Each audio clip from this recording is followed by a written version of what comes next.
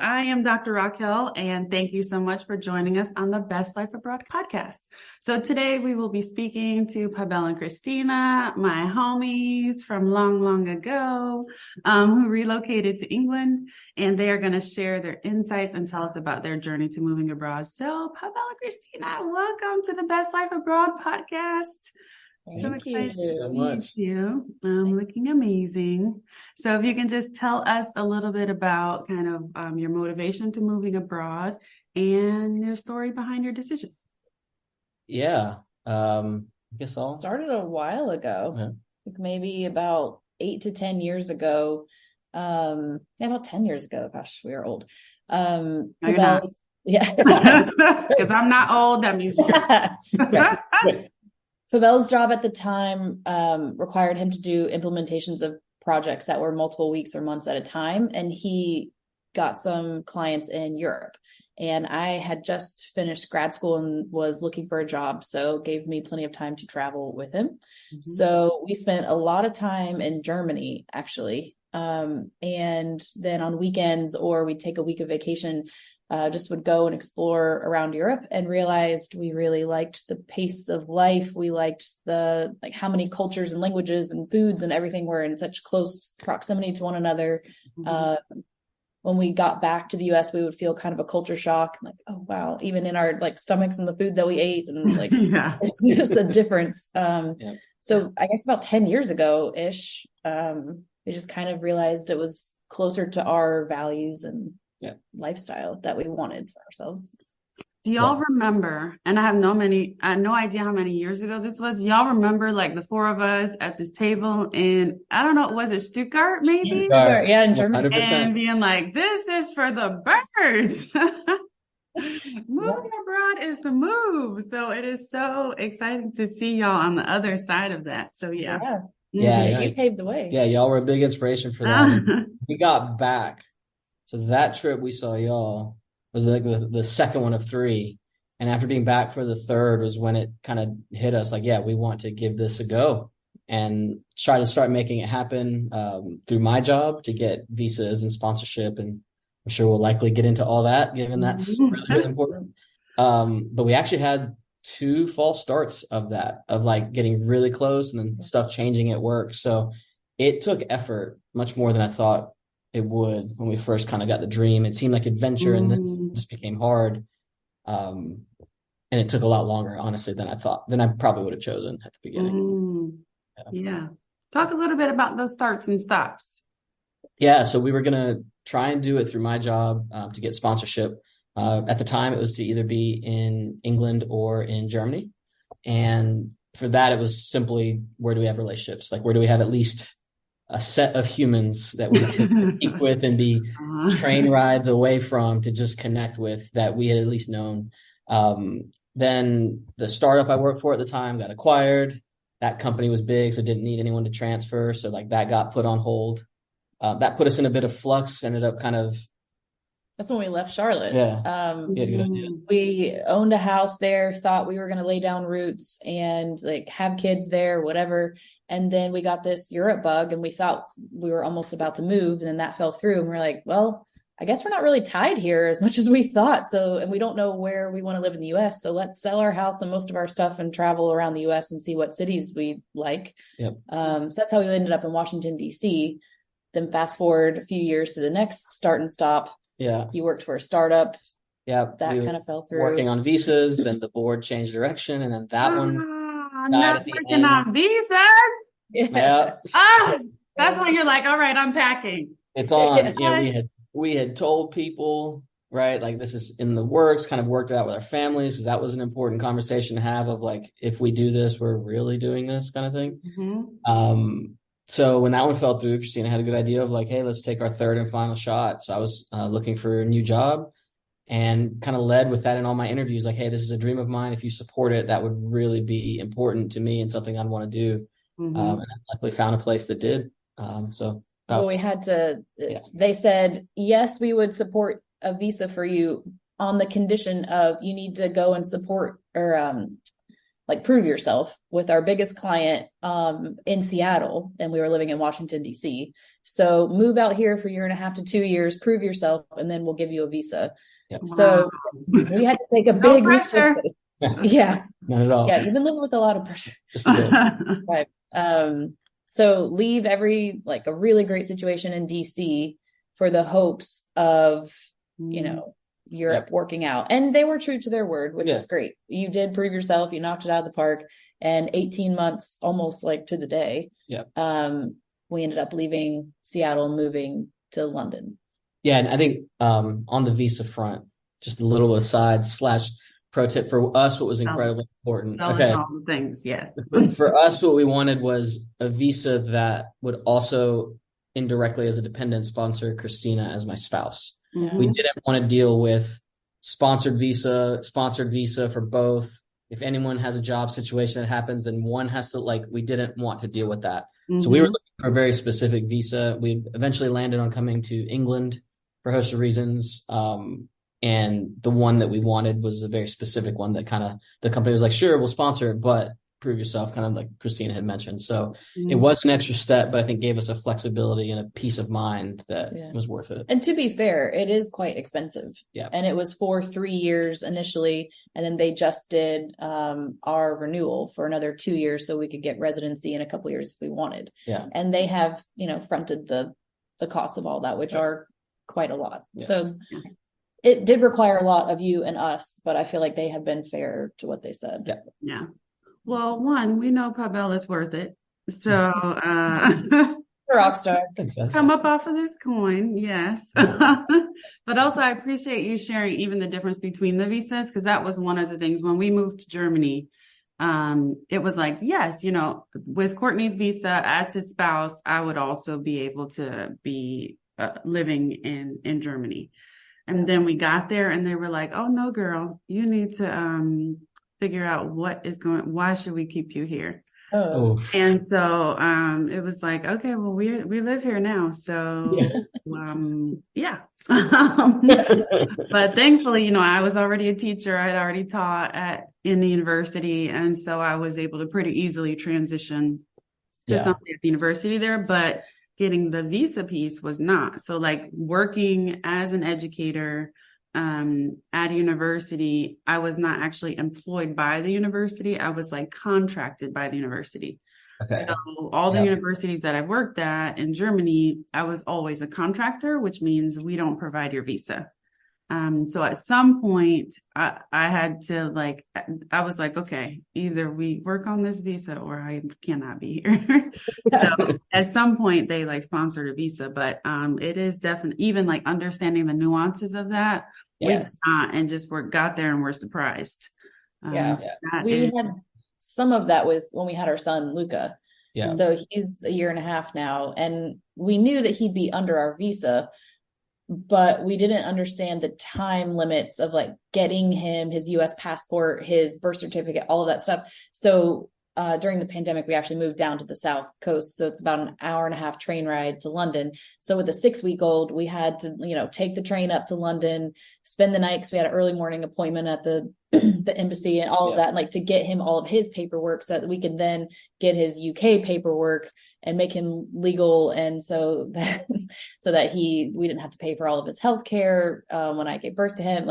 So in order to get him under our visa, even being here, however long we'd been here, we had to jump through all these hoops with a 6-week-old. And that was getting him a passport photo. God. Oh my gosh. As we paid so many people to try to take that photo. I was like, we're taking this thing on our phone. Correct. And what ended up happening was there was a little booth in the office or whatever. Yeah. And we had such bad photos of him that right before on our way up, we were like, let's just try it one last time. And that was the photo. It was we had to lay him down on the ground with a drop sheet behind him and photo over his.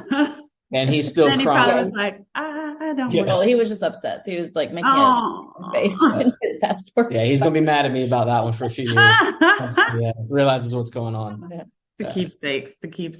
Yeah. So you had some hard.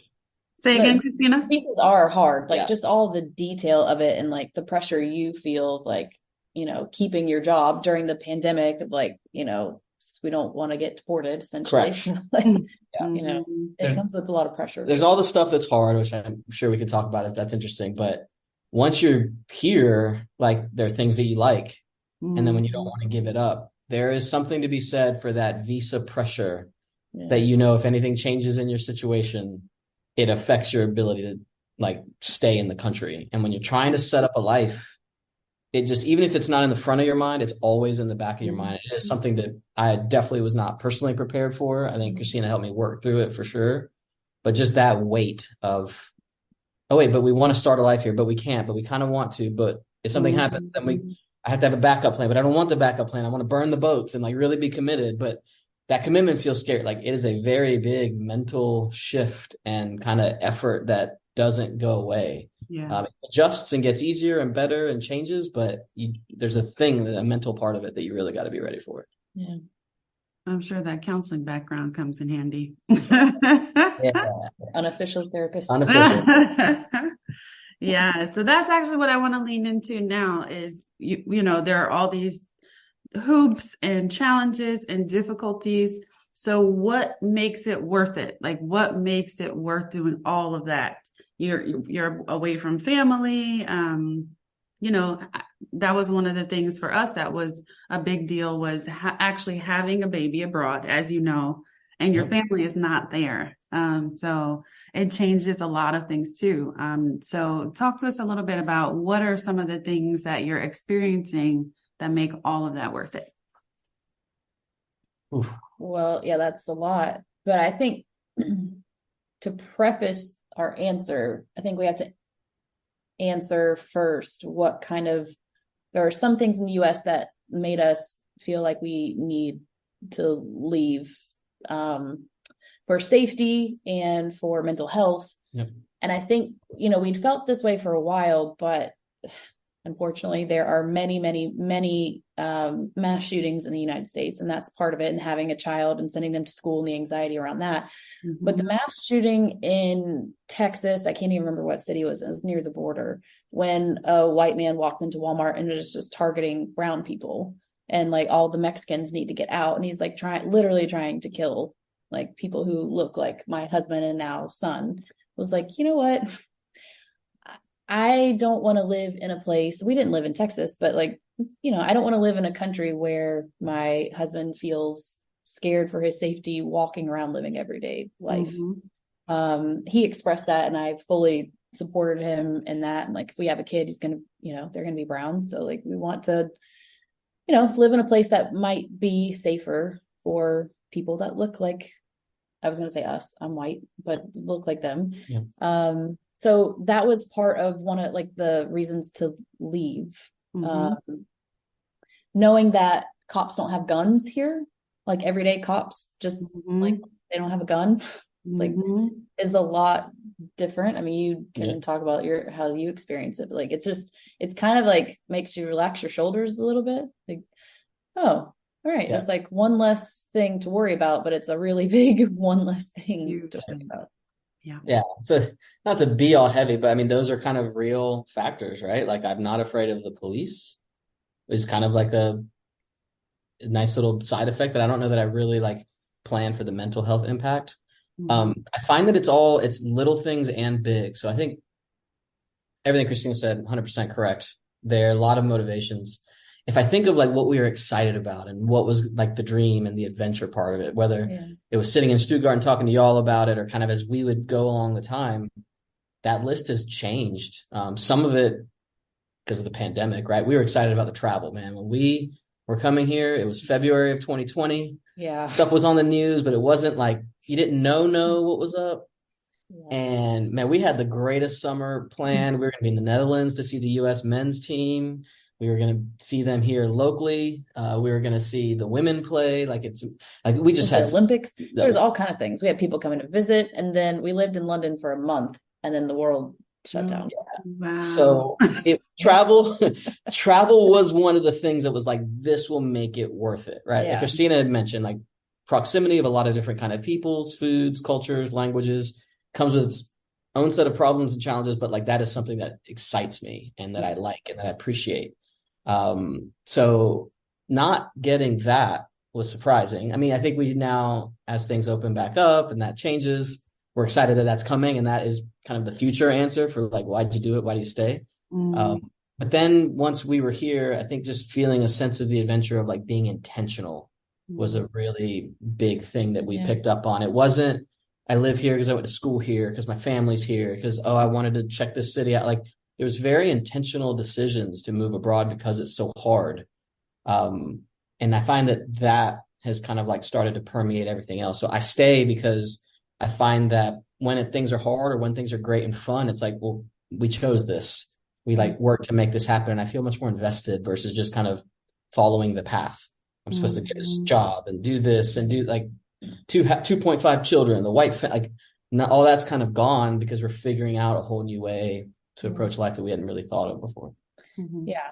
I think that's something in Charlotte when we ended up selling our house and stuff was like, we realized, oh, we had just been following the path that we thought you're supposed, and I think that's why we delayed having kids for as long as we did. Cause we're like, we actually want to make sure we want the kid and not like something that we feel like we're supposed to do. And so we I think living life a lot more intentionally. And I think what keeps me here, it is the intentionality of where we live, but also the relationships that we're building and how we're choosing to show up in them, getting to expose our son to new cultures and types of people. And he's, we're teaching him Spanish and English, and he's going to have a British accent. Like it's going to, the poor child will be confused, but he'll also be able to like have dual citizenship, and that was important for us, that like to have a global citizen of a child as we are trying to be global citizens. And being exposed to lots of different types of people, types of like walks of life,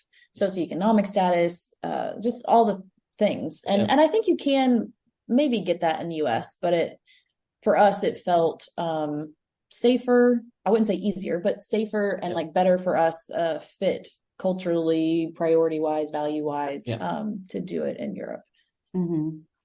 And tell us a little bit about kind of what the process is like for you building your community. Because even like with the cultural differences, there are a lot of people who I help to move abroad, and they're like, well, I'll go to the UK because, they speak English. Which they do, but there's more differences than you realize. Absolutely. My English has never been ridiculed until I went to the UK. I remember living in Germany. There was another woman that was there. I don't know. We were at some expat event and she was from London, and she was like, well, my child's English teacher is American, and I'm going to have to move her out of that class because I do not want an American teaching my child English. So my thought was, do I fight you now or later? But by my fifth time in the UK, I was like, oh, this is a thing. Y'all just talk badly about us. So what has it been like for you all building your community, but also with the cultural differences, adjusting to those? So, I mean, look, we were 100% in that thinking as well. Like, all right, well, we won't have to learn a new language, so that'll be good. And, I'm sure there'll be some adjustments, but it'll be fine. Narrator, it was not fine. Everything, even here, where I would say that logistically is the easiest, from the sense of I can read the words easy, we can speak the language easy. Everything is still just different enough that it's hard and so frustrating. And there's the like adventure and like, oh, I'm learning. But then there's some days when you're like, I just want some Tylenol. So you go and ask for Tylenol, and that's not a thing. No one knows what you're talking about. And then you're like, oh, right, the generic name is acetaminophen. But like, that's not what it's called here. It's called paracetamol. You don't know that unless you Google. But the first 2 days you're here, your phone doesn't have data because you're switching your SIM card over. So like you can't just Google, like you're just at the store looking like an idiot, right? And then it's like, all right, does this product not exist here? Do they just not sell it at this store, but it's the store down the street? Like, add in the global pandemic. Is it all just sold out? There's a lot of stuff that like is just different enough to be annoying, and it doesn't feel like when I say the Tylenol story, like it's like, come on, man, get over it, get some pain reliever, whatever. But you have that happen 75 times a day, day after day after day, and you don't have anything you're used to, and you don't have your people, and like it can be frustrating. So what I have found is that we kind of borrowed some of the principles from when we moved places when we lived in the US of like building community through interests. Like, I think a misconception might be like, got to go find some expats, go find some other Americans and hunker down. And like, and that actually didn't really do much. It was more of like, all right, I'm going to go play soccer once that was allowed.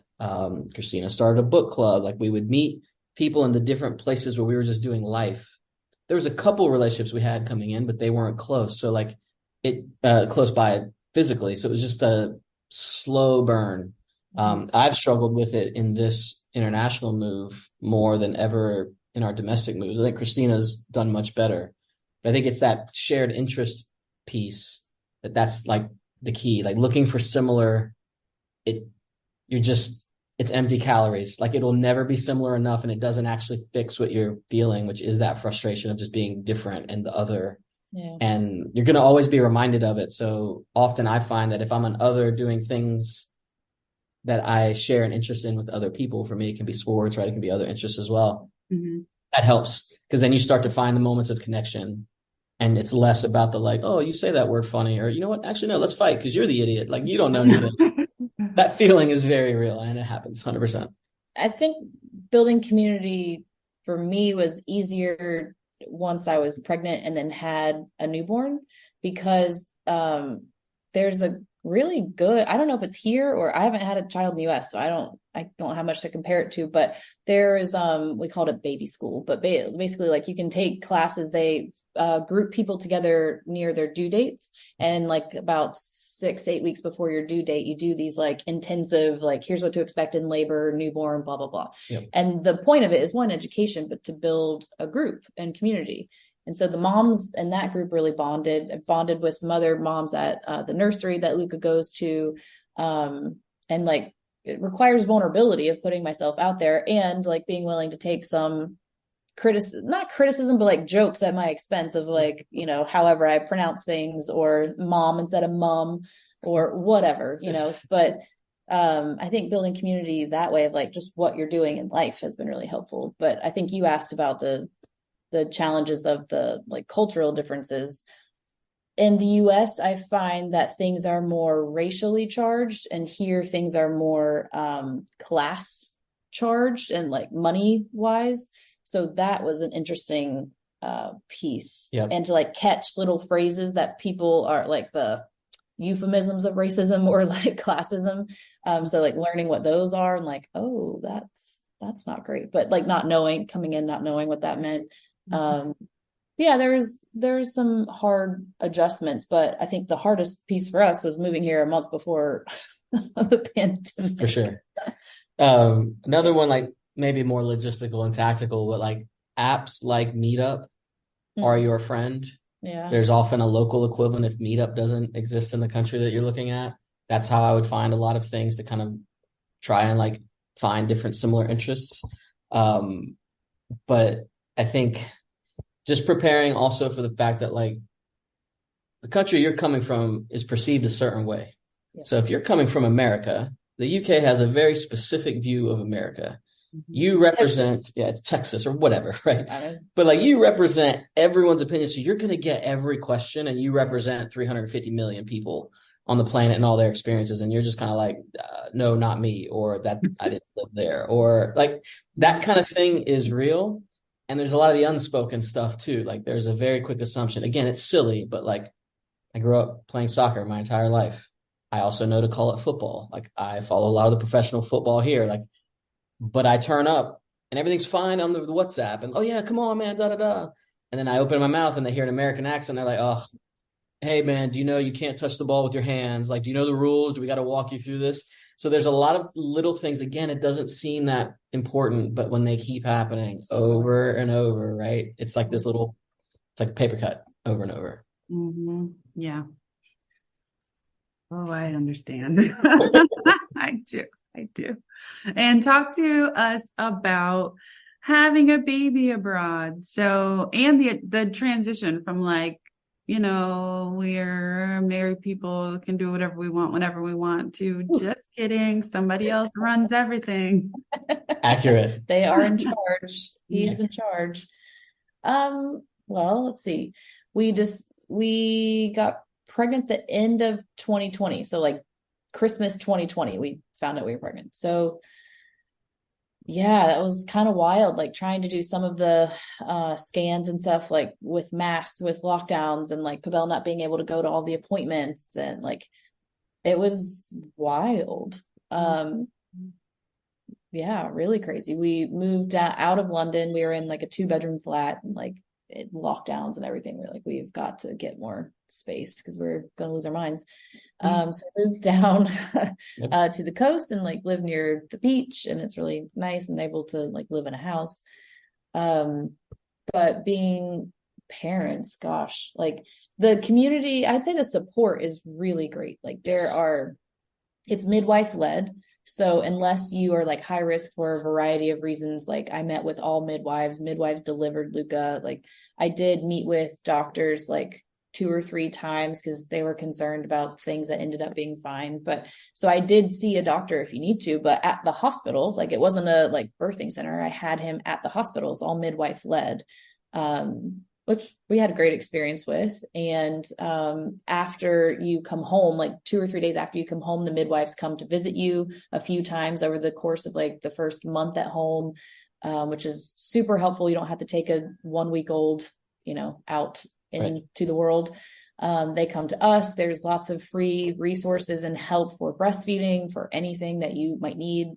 So I don't know how much people take advantage of these things here, but like they gave me a list of people to call and things to do, and I used almost all of them. It's like, well, if it's free and they're offering it to me and I have no idea what I'm doing, I'm going to give you a call. Yeah. And it was great. Like if they didn't answer, they always called you back the next day. They gave me all kind of breastfeeding help for free. Any questions about any marks or fever, whatever, like they're always able to answer the questions for us. The group the like baby school group that we were a part of, being able to like be in contact with them, and like all our kids are around a month of each other when we were born. So like, is your kid doing this? Like, I don't know what to do with this. And like just being able to have that support was really great. Yep. Not paying any dollars or pounds to have all our scans. I had to Luca spent 5 days in the hospital, and me with him because he had jaundice, 5 days in the hospital, all the midwife appointments, all of that's free. Which is amazing. So yeah, I mean, that was the like experience of, pregnancy and birth. Great care, I would say. Just pandemics that made things hard, but I think that was the case anywhere. Yeah. And now we have a tyrant that runs our household. I understand. Yeah. And when is Luca's birthday? August 27th. Okay, so Alexia's July 3rd. So they're 1 month apart. Yay. Okay. I was like, Christmas of 2020. That sounds familiar. That's We it. had nothing else to do. I mean, come on. That's it. Right? Finally pushed us to like decide to become parents. That's right. And with daycare or nursery, what has that process been like? Like finding a place and having quality care that you feel comfortable with? What has that been like? Yeah, so I think here in the UK, they have a similar kind of situation in the US in that there's not enough, or it can be expensive. It's not the same level of expensive that we saw and thought in the US. At least in DC. Yeah, where we lived. But I would say that there's options like around the whole waiting list. It's a thing, but it's much more expected here. And I don't want to say normal because I don't know what normal is, but like maternity leave. That was a difference. Big difference here. Like Christina got 10 months of paid. So if you work for a company, your company, I can't remember the percentage because this wasn't my situation. They pay a certain, maybe 60% of your salary for a year. Yeah. So it is normal for moms to be on maternity leave for a year, and then you start nursery. Right. I still work. So I'm a therapist, and I see my US clients online. So I don't work here, or for a UK company. It's kind of confusing. But I am self-employed. So I have my own business. And so the government pays, it was the equivalent of like $600 a month, like for 10 months. So that was awesome. But as you know, in the US, maternity leave is like 2 or 3 months and then you're expected to be back. So I kind of split the difference and decided to go back after like 7 months. And we started Luca at nursery when he was 6 months, just to have a month of transition, which I'm glad we did. So he, of course, caught a cold, whatever. But that was a difference too, that there's not many kids 6 or 7 months old at nursery here. So, I mean, they accept them, like it's an option, but that was a difference. Right. Our American mind was like, oh, you can start daycare nursery at like 6 weeks, 8 weeks old. And they're like, oh, we don't, 6 months is the youngest that they accept. Right. So yeah, but it was good. Like there are options. We actually were lucky enough to find one within walking distance that is kind of a Montessori feel, and takes really great care of him. They are embracing that we're teaching him Spanish. So they're like, okay, what Spanish words does he know? So we can like look out for them, and they say adios and hola to him, or, so it's been a good experience. We don't have anything to compare it to in the US, but we've been, pleasantly surprised. Yeah. And there's little schools where it's a converted house, or there's like the bigger facilities with like more kids. There's, childminders that will like, families get together and like just say, okay, everybody bring the kid to the childminder's house. So like there are options for sure.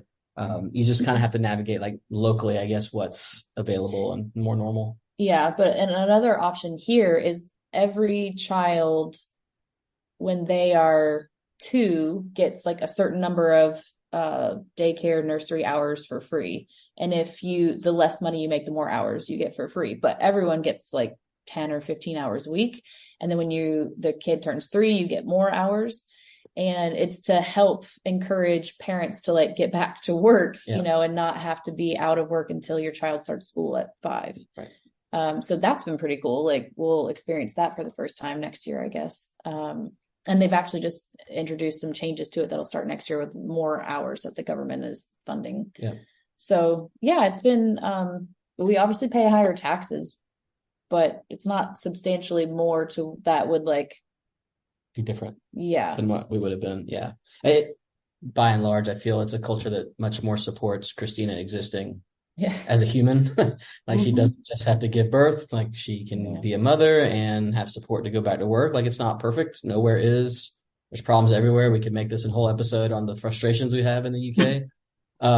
So like nowhere's perfect, and we don't claim that, but it's been a better feel for us, better fit for what we were looking for and wanted for sure. More balanced, like holistic type focus, and not just like you're about your career or your mom, but like, I don't know, not just me, but like our family, just focusing on the whole of the family, the whole of the country, and not just like what's best for individuals.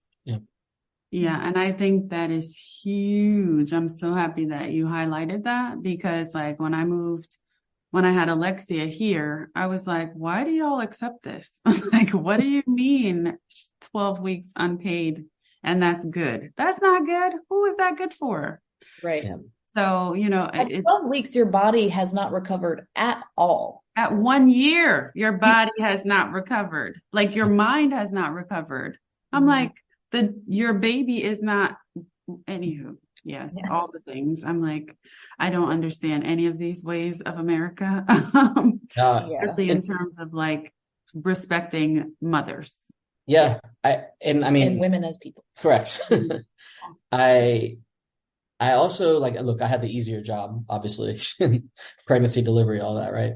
As in no job. I had a couple responsibilities, but I had the easy route, obviously. But I think one of the things I did appreciate is in like trying to learn, and I didn't know the first thing about any of it. So taking what we call baby school, right? The classes, they would highlight like hypnobirthing as an option. They would kind of give you all the approaches to take. Yeah. And like I said, it wasn't really doctor-led, or like Christina said, it wasn't doctor-led. So that was really nice to start learning things and like learning an approach. And I went from one end of the spectrum of like none of this like crazy, what I would call just hippie stuff. Like, nah, like I need a doctor, white coat, like he or she can like what, but like I had this thing in my mind to like, oh, where we need like a ball and a tub. We're not gonna do it at the house, but like we can go to the birthing center. Like that's fun. Like I just went as I just learned and saw and experienced kind of all the different options. And again, I don't have anything to compare it to in the US, but from what I do remember and from friends, like it was a bit of a different kind of more medical healthcare kind of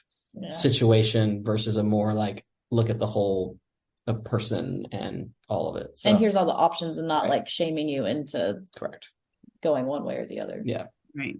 So, can you talk about kind of the logistics of getting abroad? What are some recommendations you have for people who are thinking of moving abroad right now? Logistically, what experiences that you've had that and some insights you might be able to share? Yeah. One thing I wish I had known. Will has a lot of thoughts about this. Tell us all of them. All right. I wish I had some I got okay, others I got really wrong. I wish I had known to like downsize. We had a 2-bedroom apartment and we thought like, oh man, we don't got a lot of stuff. And we didn't move with a lot, but even what we moved with, you don't need all of the things. I mean, you pay to ship by weight. So pots and pans, like that just doesn't make sense to ship, or, you know, a couch or whatever. So yeah, but your shoe collection took up quite a bit of just a little bit. I remember that shoe collection. I'm just saying. It has grown. Yeah, it's a thing. Mm-hmm. So you won't. Our experience has been we haven't needed as much as we thought on the initial move. Yeah. You also don't know the environment. You don't know what it's like. Things are smaller, likely in the country that you're going to. So, you know, there is a thing like an American size everything versus like a Europe or probably the rest of the world size thing. Even like a bottle of water from a grocery store, like everything is bigger in the US. So like coming here, knowing that, and just buy things here. Yeah. Save yourself a little bit of money on the moving costs. Yeah. I think a really important thing to plan for is you're going to get in this like dreaded triangle of terrible where you can't get a bank account without an address, but you can't get a flat or an apartment or something to rent without a phone and an address, but you can't get a phone without a bank account. So you got to find a way to get the first one of the three. So if you got somewhere that you can use a local address for to start the process. Or we did HSBC was an international bank. So like switching our banking to them while we were in the US so that hopefully it would transfer over here. Correct. Yeah. So that was kind of hard. But find a way to get like an expat account from like a bank. That'll make that easier. Then you can get your phone. Then it's much easier to get a rental agreement because it will be like you're 14 or 15 years old again. You have no credit. You have no history. You don't exist. They think you're going to be there and be gone tomorrow. So you're literally restarting your life. You likely will have to get a new driver's license. We had to take driving tests to get a driver's license. Like, we really were 16. Our first credit card was like a 200-pound limit. Yeah. Like we were 16. We had no credit, no driver's license, and 200 pounds on a credit card. So for your driver's license, did you have to take the driving test? Because you know each state has different reciprocity. Correct. Did y'all have to do that? We did. We had to take the written test, and then we had to take the actual driving test. Yeah, it was hard. UK car, obviously, they drive on the other side of the road. So I take driving lessons. I really was 16. Yeah, it can be really frustrating when you're used to like being able to get a cell phone plan, but now you got to pay month to month because you don't have credit. Like it's just a thing you have to be ready for, and it will feel so personal, but it is not. So, couple of the tips just for your phone, make sure it's unlocked before you get here, because then you can just buy a SIM card and then put it in, and then your life starts again, right? Learn what WhatsApp is, because the rest of the world uses that, even though America might not. And then get some really good internet where you stay, like check, because that is incredibly helpful. FaceTimes, Zoom calls, all of this will be incredibly important for connection. Yeah. But look, man, selfishly, I want my US shows. So you get a VPN and you still need good internet to be able to watch your stuff if it's not available in the country you're in because it's all in German or Dutch or whatever it is you might stay.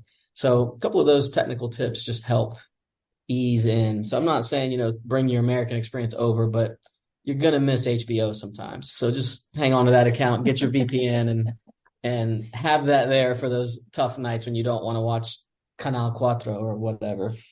And it is annoying because the credit companies use the same, like it's Experian and like all the same ones that the US uses, but they just won't look at another country. We're like, we have great credit in the US. We're like, we don't care. Like you have to start from zero.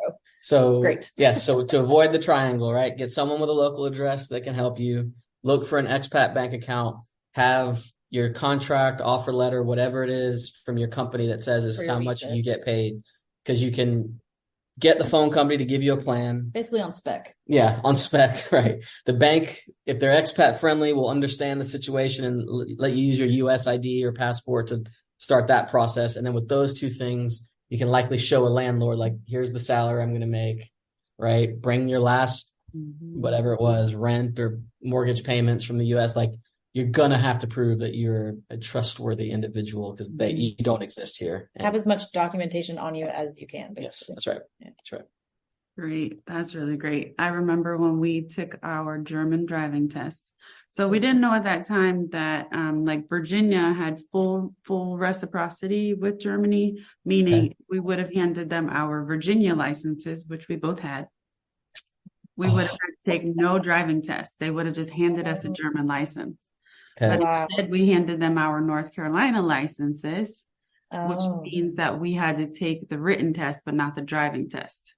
Okay. A friend of ours from California, she had to take both the written and the driving test because California had like no reciprocity. Yeah. So, and at least they had it in English, but it was British English.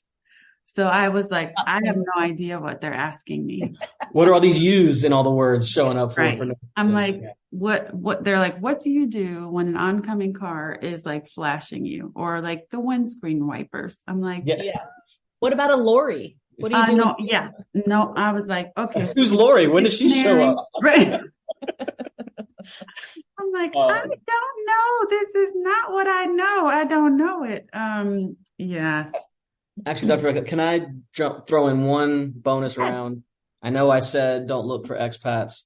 Find one expat if you're in the US and you're a US citizen to help you with taxes. Oh, yeah. So taxes are a thing. You still owe the US, or at least have to prove to them you don't. And you're going to owe taxes where you live. It is confusing. So it's very confusing. Depends on what treaties are there with the country you're in. So just find another American who's up on their taxes and is paying them, and just get tips and help. It can be super expensive because they charge a lot for the expat services. You can absolutely do it yourself and learn it. There's H&R Block has an expat specific one that is good, that you can do it online and all that and get it checked later. So like there's options, right? I'm of the variety. I want to learn and figure out what it is. I don't want to spend 3,000 pounds for someone else to do it for me. So, taxes are a thing. You got to pay attention to them for sure. Yeah. Yeah. Thank you so much for mentioning that. That is very real. In everyday life. And I get, I'm still working in the US, so I get paid in dollars, but live here. And that makes life a lot more complicated as well. Yeah. Most of your savings are in the US. You got to find a way to get money over here cheap. And credit cards are not a thing. Yeah. Oh man, we were like really using like the credit card points to use this and all of that, like all the whole points guide programs and stuff. Man, we were getting free this and free that. They don't do that over here. It's not really a European thing. They don't really encourage debt over here. It's crazy. I remember teaching that like lesson on like American credit, or like credit to my students. I was teaching business English.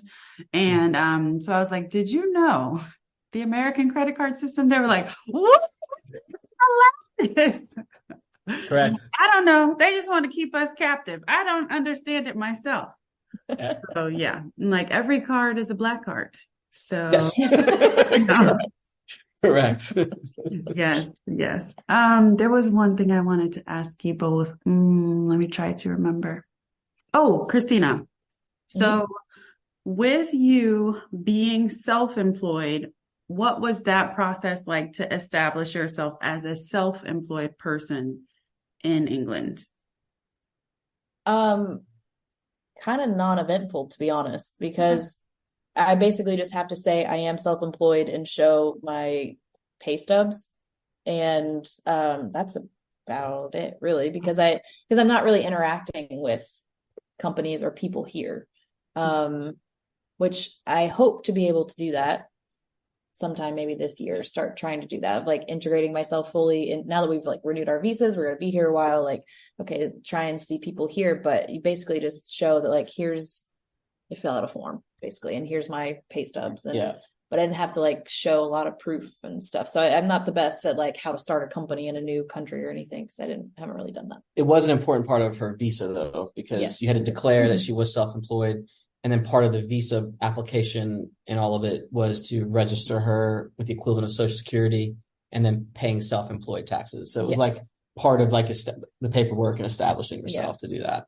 Here's my like proof that I am self-employed. Here's how much I make, and here's my taxes, basically. And you were self-employed before moving to the UK? Yes. Okay. Basically a contractor. So I work for a psychiatrist who has her own private practice. So yeah, I contract with her, but yeah.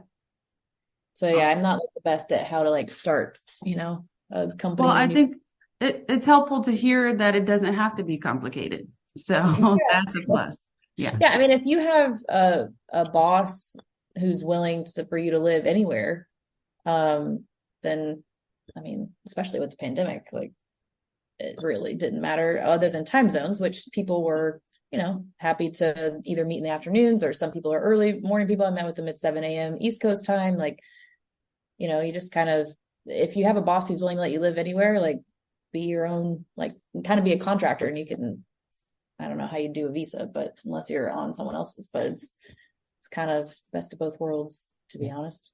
There are some European countries that are investing more in those kinds of visas, the digital nomad ones. Yeah, Portugal. Yeah, Portugal in particular has a really strong one, but yeah, that's something that's growing for sure as they're trying to boost their local economy. So that's one that doesn't require the work sponsor and can be a lot easier to deal with. Yeah. Mm-hmm. Yeah, awesome. So final question for you. How has living abroad changed your perspective on life, race, and culture? And what advice would you give to someone considering a similar move but is hesitant to take the leap? Ooh.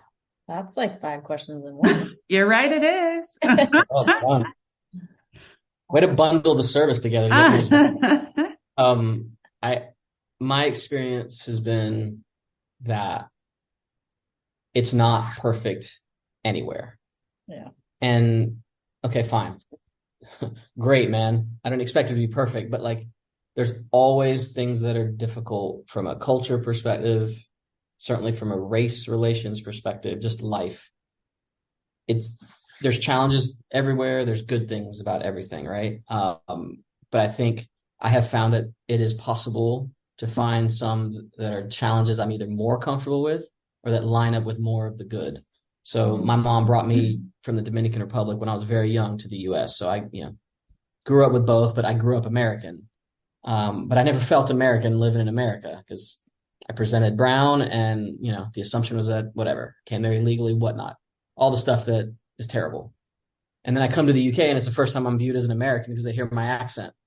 And then that could be a twist because you're like, no, I'm from the Dominican Republic. And it's like, well, I have no concept of, we don't have Caribbean Latinos here. Like, wait, no, the Jamaicans. You see a Caribbean restaurant and that just means it's Jamaican food here in the UK. So it's like, you're going to, I have felt the slights and the difficulties and whatever everywhere. The version here is one that I am more comfortable living with.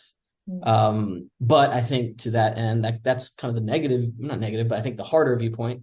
On the positive, like you really have a lot more control over your life than you realize. I'm not saying we have control, but we have more.